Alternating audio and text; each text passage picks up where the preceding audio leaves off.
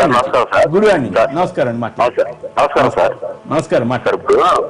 వడ్డీ వ్యాపారం అనేది నేను సమర్థించట్లేదు కానీ వడ్డీ వ్యాపారం అనేది ఇవాళ కొత్తగా వచ్చింది కదా, ఈ మైక్రో ఫైనాన్స్, ఈ కాల్ మనీ కానీ ఇవన్నీ. అసలు దాని మెయిన్ కారణం ఏంటి సార్? 190 మంది చిన్న చిన్న వ్యాపారాలు చేసుకునేవాళ్ళు. వాళ్ళకి 50,000 లక్ష అట్లా అప్పులు తీసుకొని ఆ డైలీ కట్టడం, ఏదో 1 లక్ష తీసుకున్నారు అనుకోండి, అటు 90,000, 85,000, 85,000 ఇస్తారు క్యాష్. మిగతాది రోజుకి 100 చొప్పున 1000 చొప్పున కట్టించుకుంటారు. ఆ వ్యాపారం చేసి కడతాడు. ఇటు తిరిగి ఈ ట్రాక్ పక్కకి వెళ్ళి కొన్ని వ్యసనాలకు అలవాటు పడి ఈ ప్యాకాట్లు, క్రికెట్ బెట్టింగ్ ఇలాంటి వాటికి వెళ్ళినోడు ఇవాళ మ్యాచ్ ఉంది రేపు ఆడేద్దాం, 1 లక్ష కొట్టేద్దాం అనుకునేవాడు ఇట్లా రోజుకి 20 రూపాయలు ఈ రకమైన యాంగిల్లోకి వెళ్తారు. అయితే ఈ మధ్య కొంతమంది రాజకీయ నాయకులు, రాజకీయాలకు సంబంధించిన వాళ్ళు, రాజకీయ నాయకులు అనుచరులు ఇలాంటి వాళ్ళు చేరి ఈ ఫైనాన్స్ వ్యవహారంలో 4 కలిసి సిండికేట్లుగా ఏర్పడటం, డబ్బులు ఇస్తాం. దానికి ఇప్పుడు ఇది ఇంకా ఆశ్చర్యకరమైన విషయం ఏంటంటే సార్, ఒక 10 లక్షలు తీసుకున్నారు అనుకున్నాడు, ఏదో అవసరం ఉంది, ఇల్లు ఏదో తాకడ పెట్టి తీసుకుంటే దానికి 8% అంటే 10 లక్షలకి సుమారుగా 80,000 రూపాయలు కమిషన్ ఇవ్వాలి ఈ ఆఫీస్ కన్నా. మరి వీటిపైన రిజిస్ట్రేషన్ చేసుకుంటారు. ఆ ఆస్తి విలువ ఒక 10 లక్షలు అనుకోండి, 20 లక్షలు అనుకోండి, 1 లక్ష రూపాయలు రిజిస్ట్రేషన్కి పోతాయి. ఇంకా అది వచ్చేది ఏముంటుంది? ఇక ఇలాంటి పరిస్థితులు కొనసాగుతుంది. ఇంకో విషయం, చిన్న విషయం సార్, విజయవాడ కార్పొరేషన్ ఎలక్షన్ లో ఇంతకుముందు పార్టీ, వైఎస్ఆర్ పార్టీకి సంబంధించిన ఎమ్మెల్యే టికెట్ ఆశించి పక్కపడ్డారు ఆవిడ. తర్వాత కార్పొరేషన్ లో ఓసీ చైర్మన్ వచ్చే అవకాశం ఉండేటప్పటికి ఆవిడని కార్పొరేటర్ ఒక ఏరియాలో అడిగారంట. పేరు వద్దులండి ఆవిడ అడిగితే 50 లక్షలు పెడితే నువ్వు సీట్ ఇస్తానని చెప్పారంట. ఇది టికెట్ లో డిస్ట్రిబ్యూట్ చేసిన నాయకు 50 లక్షలు చూపిస్తేనే నీకు సీట్ ఇస్తాం. త్వరగా ఆవిడ చేసి బాగుపడింది. అలాంటి పరిస్థితులు సార్. కరెక్ట్. మరొకరు లైన్ లో ఉన్నారు. హలో హలో సత్యనారాయణ గారు, విజయవాడ. గుడ్ మార్నింగ్ మాట్లాడండి సార్. ఇప్పుడు ఈ కాల్ మనీ గురించి అండి. అవును, ఈ కాల్ మనీ ఇప్పించేది మెయిన్ ఎక్కువగా బ్రోకర్లు అండి. ఓకే. ఈ బ్రోకర్లు ఉంటారు గాంధీనగర్ సెంటర్ లో 10 సంఖ్యలో బ్రోకర్లు ఉంటారు. బ్రోకర్లు కూడా తీయమండి. ఆ బ్రోకర్ మెయిన్ వీళ్ళకంటే ఎవరైతే అమౌంట్ కావాలని వస్తారో వాళ్ళు 10% కమిషన్ తీసుకొని వాళ్ళ దగ్గర డాక్యుమెంట్స్ తీసుకొని, జిరాక్స్ కాపీ డాక్యుమెంట్స్ తీసుకొని జీపీ చేయాలి, సేల్ లీడ్ చేయాలని చెప్పి వాళ్ళని కూర్చోబెట్టి కొన్ని ప్రైవేట్ బ్యాంకుల్లో కూడా వీళ్ళు అమౌంట్ ఇప్పించడం జరుగుతుంది సార్. వీళ్ళు మెయిన్ విజయవాడ నుంచి కదా మీరు మాట్లాడుతుంది. ఇప్పుడు పెద్ద రాజకీయ నాయకులు హస్తం ఉందనుకుంటున్నారా లేదనుకుంటున్నారా? 100% ఉంది సార్. ఇది మరి పెద్ద పోలీస్ ఆఫీసర్లు లేదంటున్నారు, మీరేమో ఉందంటారు. సామాన్యుడేమో లేదంటున్నారు, ఉందంటున్నారు. పెద్ద పోలీస్ ఆఫీసర్లు, డీజీ గారి వాళ్ళంతానేమో మాకు ఇంతవరకు ఏమో అట్లాంటి సమాచారం దొరకలేదు అంటున్నారు. మరి మీరన్నా సమాచారం ఇస్తే అన్న దొరుకుతుందేమో వాళ్ళకి.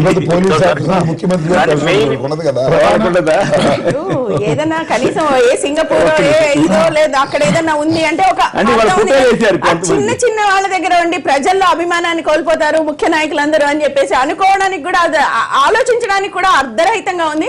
కాకపోతే ప్రజల్ని మాయ చేయాలని చెప్పి ప్రతిపక్షాలు చాలా రకాలుగా ఇస్తారు, కానీ అది తప్పకుండా వికటిస్తుంది. అంతే తప్ప ప్రజలకి ఇచ్చే 50,000, 10,000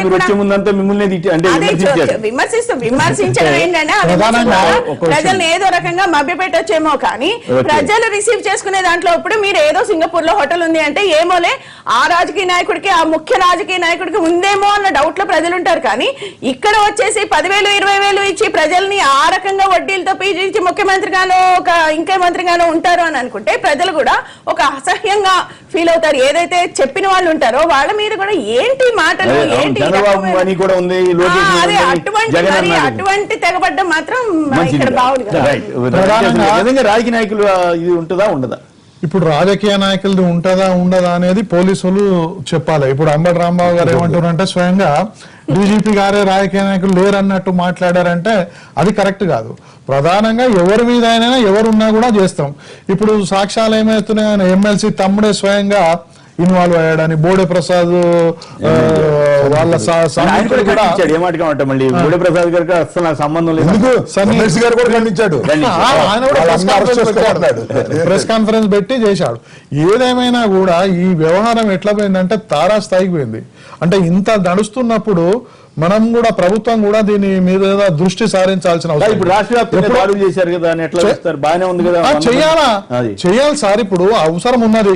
ఇవాళ ఫైనాన్స్ డబ్బు ఉన్నోనికి డబ్బు ఎట్లాగూ ఇవ్వాలా, నిద్రపోనిస్తాడు ఆ డబ్బు, ఏదో డబ్బు మామూలు వడ్డీకి ఇచ్చుకోవాలనేది చూస్తారు. ఇండ్ల పైనుంచి కింద అంటే వైఎస్ఆర్ కాంగ్రెస్ వాళ్ళ ఆరోపణ ఏంటంటే ఈ కేసుని కాస్త నీరు కాదు డైల్యూట్ చేయడం కోసం ఇట్లా రాష్ట్ర వ్యాప్తంగా దీన్ని చుట్టి గందరగోళం చేస్తున్నారని అంటున్నారు వాళ్ళు. వైఎస్ఆర్ కాంగ్రెస్ ఇప్పుడు వీళ్ళు ఫాలో అప్ చేయని ఇవాళ సాక్షిలో పేపర్లు వేసిండ్రు, గతంలో వీళ్ళపై ఈనాడు వేసిండ్రు, ఇవాళ వీళ్ళు కౌంటర్ వేసిండ్రు. ఇప్పుడు రాంబాబు గారు చర్చల్లో మాట్లాడినప్పుడు కూడా చాలా స్పష్టంగానే మాట్లాడారు. ఏమి ఇవాళ ఎవరున్నా చర్యలు తీసుకోమంటారు కదా. ఇవాళ రాజకీయ నాయకులు వైఎస్ఆర్ జగన్ పార్టీ ఉన్నా, కాంగ్రెస్ పార్టీ ఉన్నా, గతంలో కాంగ్రెస్ కూడా అధికారంలో ఉన్నది. ఆ రకంగా ఎవరున్నా కూడా ఇప్పుడు కాంగ్రెస్ లోకి వెళ్ళి వచ్చిందే కదా జగన్ పార్టీ. ఆ రకంగా ఎవరున్నా కూడా ఇలాంటి వ్యవహారం రాకుండా కూడదు. ఇవాళ సామాన్యులు పేద వాళ్ళకు డబ్బు అవసరం ఉంటది. ఆ డబ్బు అవసరం ఉంటే వాళ్ళ హింసలు, అదే విధంగా ఈ లేడీస్ ను పిలిచడము చాలా మహా దుర్మార్గం. దీనిపైన బాగా సీరియస్ చర్య తీసుకోవాలి ప్రభుత్వం. ఇది అక్కడ కాదు, ఎక్కడ కూడా ఇలా దేశవ్యాప్తంగా కూడా ఇలాంటి సంఘటనలు జరగకుండా. ఎందుకంటే ఇప్పుడు ఒక తెలుస్తున్నాయి, ఇప్పుడు చాలా మంది మాట్లాడిన వాళ్ళు కూడా ఉన్నారు. వాళ్ళు స్పష్టంగా చెప్తా ఉన్నారు, అరే గిన్నె రేస్ లో కొట్టడానికి అయితే 10% కట్ చేస్తారని, పత్తాలాడటానికి పోయినప్పుడు 10%. అంటే ఎంత ఘోరంగా ఉన్నాయండి. వాడికి రాదంటే ఈ 10 పోతుంది, ఆ 90 పోతుంది. ఈ రకంగా ఘోరమైన దీనిపైన చట్ట ప్రకారంగా చర్యలు తీసుకోవాలి. అయితే మీరు అవగాహన లేకుండా మాట్లాడుతున్నారని వారు అన్నారు, బోండమ్మ గారు కూడా అన్నారు. బాగా అవగాహన ఉన్నటువంటి సావాంగ్ గారికి ఏమి సత్కారం చేశారు? అవగాహన ఆయన వ్యక్తి నేనేంటంటే అవగాహన లేకోకుండా అసలు ఎవరికి ఉందండి? ఎవరిని కదిపినా ఇవాళ కాల్మని విజయవాడలో ఉన్నటువంటి అవగాహన రాష్ట్ర వ్యాప్తంగా అందరికీ పత్రికల ద్వారా సమాచారం వచ్చింది. విజయవాడ ఉండే వాళ్ళకి చాలా స్పష్టంగా ఉంటుంది, రాజకీయ నాయకులకు మరింత స్పష్టంగా ఉంటుంది. కాకపోతే వారు చెప్పిన పందాన్ని మేము నడవడలేదనే ఉద్దేశంతో చెప్పిన మాటలు. కానీ నేను ఇంకొక విషయాన్ని కూడా ఇక్కడ పాయింట్అవుట్ చేయదలుచుకున్నానండి. ఏమిటంటే విజయవాడలో జరిగిన కాల్మనీ వ్యవహారం వేరు, రాష్ట్ర వ్యాప్తంగా జరుగుతున్న కాల్మనీ వ్యవహారం వేరు అనేది రెండు కోణాలు. ఎందుకంటే రాష్ట్ర వ్యాప్తంగా అత్యధిక వడ్డీలకు ఇచ్చి వసూలు చేసేటటువంటి సాంప్రదాయం చంద్రబాబు నాయుడు గారి ప్రభుత్వం రాకముందు నుంచి ఉన్నదనేది వాస్తవం. కానీ ఇక్కడ విజయవాడలో జరిగినటువంటి వ్యవహారం ఏమిటంటే ఇది తారాస్థాయికి చేరింది. అక్కడ ఉన్నటువంటి పాన్ బ్రోకర్స్ చిన్న వాళ్ళు ఏదో వ్యాపారం చేసుకుని బతికే వాళ్ళు ఉన్నారు తప్ప రాజకీయ నాయకుల ప్రోద్బలంతో విజయవాడలో జరిగింది. రాజకీయ నాయకుల ప్రోద్బలంతో, రాజకీయ నాయకుల డబ్బులతో ఈ కాల్మనీ వ్యాపారం సాగటమే కాకుండా దౌర్జన్యానికి దారి తీసింది. వారు ఇళ్లు ఆక్రమించుకున్నారు, పొలాలు ఆక్రమించుకునే ప్రయత్నం చేస్తున్నారు. అది కాకోకుండా స్త్రీల మీద అత్యాచారాలు చేసే దశకి, లొంగ తీసుకునే దశకు వెళ్ళింది. ఈ డిగ్రీ చాలా పెచ్చు. దీని మీద మీరు వ్యవహారం చేయకోకుండా కడవ చూడండి దాడి చేసే రాష్ట్ర వ్యాప్తంగా ఇది ఉంది, మా విజయవాడలోనే కాదు, చంద్రబాబు నాయుడు గారు ఉన్న ప్రాంతంలోనే కాదు అని చెప్పుకునే ప్రయత్నం చేస్తున్నారనేది మా అభియోగం. నేనేంటంటే విజయవాడలో జరుగుతున్నటువంటి ఈ ఘోరం మీద తక్షణమే యాక్షన్ తీసుకోవాల్సినటువంటి పోలీసు యంత్రాంగంలో ఈ రకమైన మార్పులు చేసి అంతా సమానంగా ఉంది, తిరుపతిలాగానే ఇక్కడ ఉందని చెప్పే ప్రయత్నం చంద్రబాబు నాయుడు గారు చేస్తున్నారు. ఇది దుర్మార్గమైనటువంటి ఆలోచన. దీని వలన వారే అపస్పాలవుతారు. ఇవాళ వారి నాయకుల ఫోటోలే వస్తున్నాయి కదండి, తెలుగుదేశం పార్టీకి సంబంధించిన వారే కదా. ఎవరన్నా మేమన్నా వస్తే వాళ్ళని కూడా యాక్షన్ తీసుకోమంటారు. మా వాళ్ళు వస్తే నేను ఇంకొక విషయం కూడా చెప్తాను. ఇవాళ వనజాక్షి దెందులూరు ఎమ్మెల్యే గారి విషయంలో వనజాక్షి పక్షాన్ని నిలబడ్డారండి మా ప్రభుత్వం, దెందులూరు ఎమ్మెల్యే గారి పక్షాన్ని నిలబడింది, నేరస్తుల మీద నిలబడింది. ఇక్కడ కూడా నేరస్తులు తెలుగుదేశం వారైతే వారి పక్షాన్ని నిలబడేటటువంటి దౌర్భాగ్యమైన స్థితికి రాష్ట్రాన్ని నైతికంగా వెనక్కి నెడుతున్నారు చంద్రబాబు నాయుడు గారు పరిపాలన అనేది మా అభియోగం. కావలిస్తే చూసుకోండి, 18 మాసాల్లో జరిగినటువంటి ఆయన చర్యలన్నీ కూడా అనైతికంగాను, రౌడీజాన్ని, దౌర్జన్యాన్ని, మాఫియాని ప్రోత్సహించే తీరులోనే ఉంది తప్ప మరొకటిగా లేదు. అంటే ఇప్పుడు ఫస్ట్ ఆఫ్ ఆల్ ఆడిటర్లు అకౌంట్ తయారు చేస్తున్నానంటే నేను ఖండిస్తున్నాను. ఆడిటర్లు ఓన్లీ ఎక్స్ప్రెషన్ ఒపీనియన్.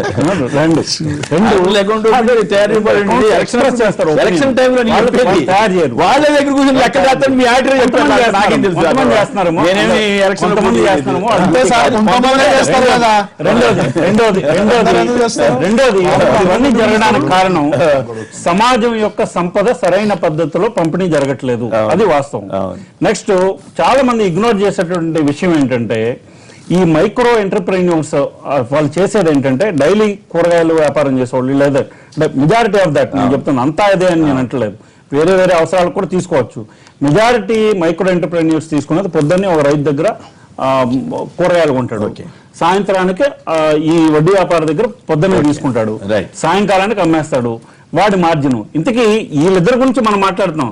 అసలు రైతుకి దక్కేది చాలా తక్కువ, దీన్ని వీళ్ళిద్దరూ పంచుకుంటున్నారు, దాన్ని ఇగ్నోర్ చేస్తున్నాం. రెండోది, ఇప్పుడు మీరు మన స్వాతంత్రం వచ్చిన తర్వాత ప్రభుత్వాల బడ్జెట్ ని మీరు అనలైజ్ చేస్తే కనుక 50% బడ్జెట్ కేవలం ప్రభుత్వాన్ని నడిపేవాళ్ళు, ప్రభుత్వోద్యోగులు తినేస్తాం. అంటే వాళ్ళ పర్సంటేజ్ ఆఫ్ పాపులేషన్ లో వాళ్ళదంతా మహా అయితే 2%, 3%, వాళ్ళ కుటుంబ సభ్యులతో కలిపితే 5%. సంపద పంపిణీ ఆందోళన చేస్తుంటే రాజకీయ నాయకులు ఎలక్షన్ సంపద పంపిణీ చేస్తున్నారు. అది కంట్రోల్ చేయండి. మీరు తలుచుకుంటే మీరు ఆయుధాలు తలుచుకుంటే మొత్తం సమాజాన్ని మొత్తాన్ని బుక్ చేయొచ్చండి. మీరు ప్రభుత్వ డైరెక్ట్ చెబుతున్నాను, నేను నమ్ముతున్నాను. మీరు ఆయుధాలు తలుచుకుంటే ఈ మొత్తం రాజకీయ వ్యవస్థను మార్చొచ్చు. రాజకీయం మొత్తాన్ని మీరు హైడ్రోజన్ చేతిలో పెట్టాలి. కాదు కాదు కాదు, మీరు ఇగో పలానా తొందరగా కేసాడు నన్ను రాయమంటే నేను రాయట్లేదని మీ మొత్తం సమాజం అంతా నిలబడండి. మొత్తం భయపడిపోతారు, భయపడిపోయి లెక్కలు రాయడానికి భయపడతారు, ఖర్చు పెడతానికి కూడా భయపడతారు. మీరే సలహా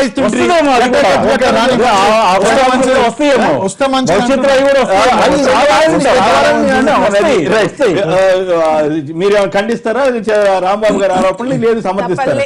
సమర్థించడం అసలు ఇప్పుడు రాంబాబు గారు చెప్పిన వాటిలో కొన్ని నిజాలు ఉన్నాయి. ఏంటంటే సమాజంలో ఎటువంటి చీడ పురుగులు ఉన్నా సరే ఈ రోజు సమాజంలో ప్రతి ఒక్కరికి కూడా ఒక అవసరం అనేది చంద్రబాబు గారి మీద ఆరోపణ చేస్తున్నారు. అదే అంటున్నాను, చిన్న చిన్న వ్యాపారస్తులకి తప్పకుండా లేదా ఇళ్లలో వాళ్ళకి ఏదో బ్యాంక్ వెళ్ళాలి, కాగితాలు పెట్టాలి, దాన్ని సైన్ చేయాలి, ఇటువంటి అన్నిటి మీద ఒక అవగాహన లేకపోవడం వల్ల తప్పకుండా ఎవరైనా రెడీగా తెచ్చిచ్చి 10 రూపాయలు ఎక్కువ తీసుకుంటా అంటే ఫోన్లో ఎట్లా కడదామని చెప్పి తీసుకున్నాం. కానీ ఇటువంటి అకృత్యాలు ఏదైతే ఇప్పటి వరకు మనం మాట్లాడుతున్నామో ముఖ్యంగా చంద్రబాబు గారి ఆధ్వర్యంలో జరుగుతున్నాయి. ఆయనకి తెలిసే ఆయన మనుషులు చేస్తున్నారు, అందువల్ల వాళ్ళు రక్షిస్తున్నారు వాళ్ళ ఆరోపణ.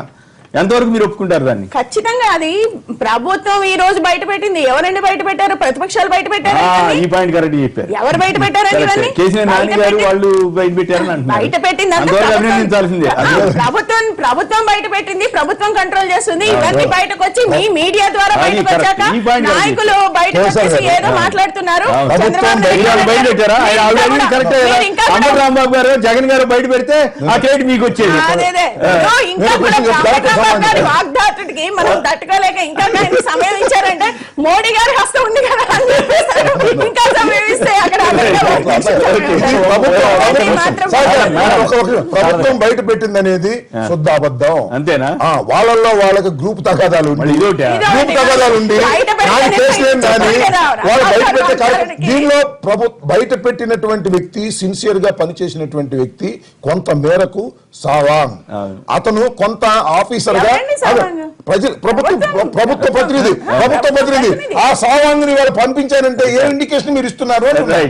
అంటే ఎప్పుడైతే ప్రభుత్వానికి ఇటువంటివి జరుగుతున్నవి అని అన్నప్పుడు కంట్రోల్ చేసిన దీనిలో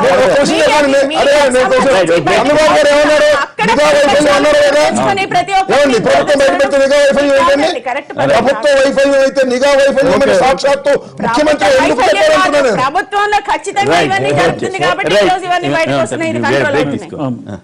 మేడం, మేము మామూలుగా బడ్జెట్ రూపకల్పన చేసేటప్పుడు వేరియస్ రిప్రజెంటేషన్స్ మేడం మా రిక్వెస్ట్ ఏంటంటే మేము కూడా మా ఎఫర్ట్ పెడుతున్నాము. అట్లాగే మీరు ఫైనాన్షియల్ ఇంక్లూజన్ ఫస్ట్ చేయాలంటే కనుక 2 విషయాలు కీలకమైనవి. ఇందులో పోస్టల్ వ్యవస్థ మనకు ఉంది.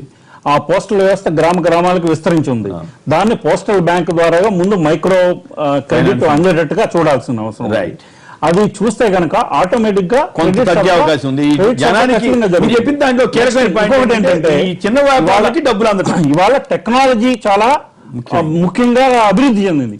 ఈ అభివృద్ధి చెందిన టెక్నాలజీలో ఎవరైతే ఇల్లిటరేట్స్ ఉన్నారో వాళ్ళని విజువల్ టెక్నాలజీ ద్వారా, అంటే ట్రాన్సాక్షన్ ని డాక్యుమెంటరీ ఎవిడెన్స్ ద్వారా కాకుండా విజువల్ ఎవిడెన్స్ ద్వారా, అంటే ఒక కస్టమర్ వస్తారు, మాకు ఏమండి నా అకౌంట్ నుంచి ఒక 1000 రూపాయలు ఇవ్వండి, that can be recorded evidence and that banking can take place.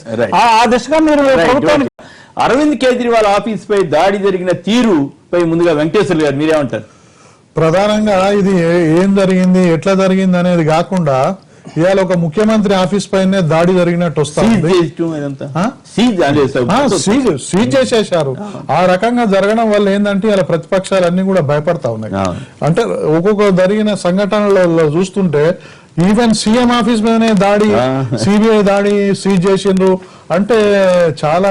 CBI కూడా విచిత్రం ఏంటంటే కాంగ్రెస్ అధికారంలో ఉన్నంత కాలం ఉదాహరణకి హిమాచల్ ప్రదేశ్ ముఖ్యమంత్రి జోలికి వెళ్ళా, పార్టీ మారింది, బీజేపీ వచ్చింది, టక్కని చేయలేదు. అప్పట్లో కాంగ్రెస్ ఇదే మోడీ గారు సిబిఐ మీద మా మీద ఉసుగొలుపుతున్నారు, కాంగ్రెస్ బ్యూరో ఆఫ్ ఇన్వెస్టిగేషన్ అన్నారు, బీజేపీ బ్యూరో ఆఫ్ ఇన్వెస్టిగేషన్. ఇప్పుడు అదే ఇవాళ చూస్తుంటే యాక్షన్ చూస్తుంటే కేజ్రీవాల్ మీద వచ్చే వరకు ఏదేమైనా కూడా ఓ కేజ్రీవాల్ నిజాయితీగా వచ్చినటువంటి వ్యక్తి నీకు 3 నెలలలోనే తారుమారు చేసిండు ఢిల్లీ ప్రజలను.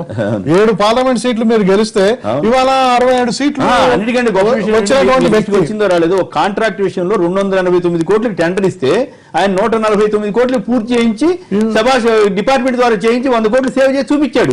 వెంకయ్యనాయుడు గారు కూడా అప్రిషియేట్ చేశారు.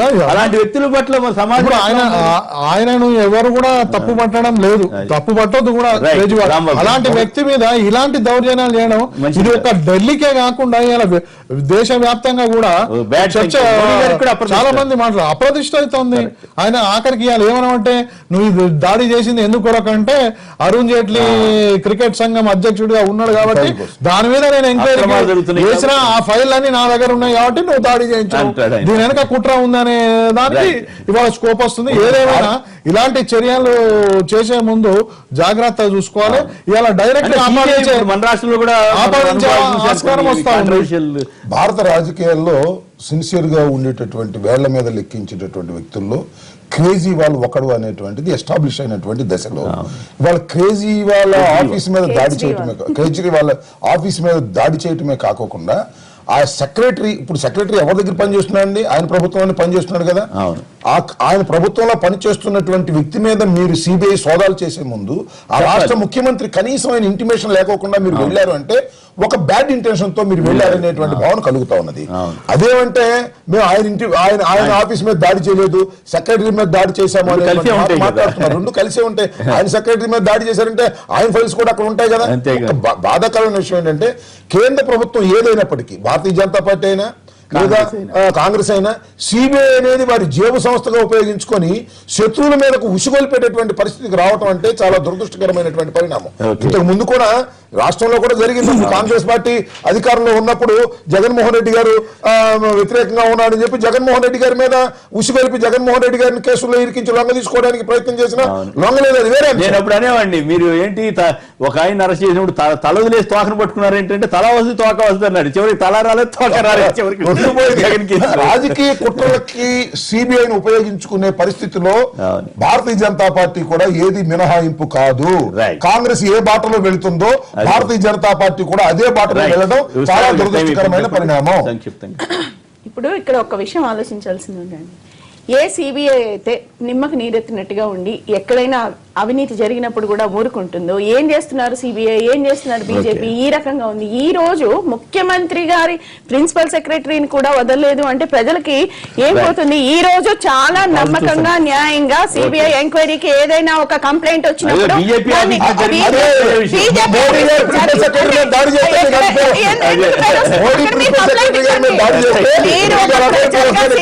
కంప్లైంట్ ఇవ్వాల్సిన మనకి అర్హత ఉంది, మనం ఇవ్వచ్చు. ఆ రోజు ఆయన ఎవరి మీద దాడి చేసిన ఒకటే కానీ మేము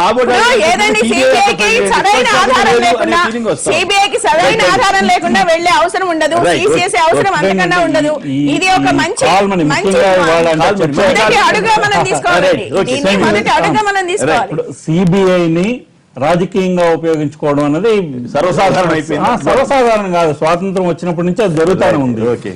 కానీ దానికి ఎక్సెప్షన్స్ రావాల్సినటువంటి సందర్భం ఆసన్నమైంది. ఆ దిశగా అడుగులు వేస్తామని ఆశిద్దాము. అంటే అట్ ద సేమ్ టైం ఆడిటర్ల మీద ఆరోపణలు మరొకసారి విదేశాలలో నేను అడుగుతున్నాను, మళ్ళీ కొమ్మినేని గారు, కొమ్మినేని గారు, ఈ రోజు దేశ విదేశాలలో ఒకటే నాకు మీ ఆయుధ వ్యవస్థ మీద ఏం వ్యవస్థలో నేను మీ ఆయుధ మీద నేనేం ఆరోపణ చేయలే. సివిల్ సొసైటీ మీ మొత్తం వాళ్ళు ఆలోచించాలి. మీ ఆయుధల మీద నేనేం ఆరోపణ చేయను. మీ వాళ్ళు చెప్పిన విషయాన్ని అడిగాను మిమ్మల్ని. సివిల్ సొసైటీ మొత్తం మారాలి. అది మొత్తం మారాలి. అందరూ మారాలి. అంతే అంతే. అది మార్పు కావాలి. అట్లా కనుక ఒక 10 మంది ఆటలు తయారయ్యి ఇగో ఈ రాజకీయ నాయకులంతా దొంగ లెక్కలు చూపిస్తున్నారు, మేము వస్తున్నాం రాయలేక వస్తున్నాము, ఇది ఎట్లా అని కనుక మీరు చెబితే వాళ్ళు భయపడతారు కదా. అందరికీ మీరు సెక్యూరిటీ కల్పించండి, అందరికీ సెక్యూరిటీ కల్పించండి. వాళ్ళపై వాస్తవాలు తెలియకుండా జగన్ విమర్శిస్తున్నారన్న టీడీపీ ఎమ్మెల్యే బోండా ఉమామహేశ్వరరావు వ్యాఖ్యలతో ఏకీపిస్తారా అంటే 55% మంది అవునని, 40% మంది కాదన్నారు. ఎస్ఎంఎస్ పంపిన వారందరికీ కూడా ధన్యవాదాలు. సూర్యనారాయణ గారు, అలాగే సూర్యనారాయణ గారు వ్యక్తిగతంగా మీ మీద కానీ మీ ఆటల మీద కానీ నాకు ఎలాంటిది లేదు. వెంకటేశ్వర్లు గారు, అంబటి రాంబాబు గారు, శారద గారు అందరికి కూడా ధన్యవాదాలు. ఇది నేటి వార్తా విశ్లేషణ కార్యక్రమం. నమస్కారం.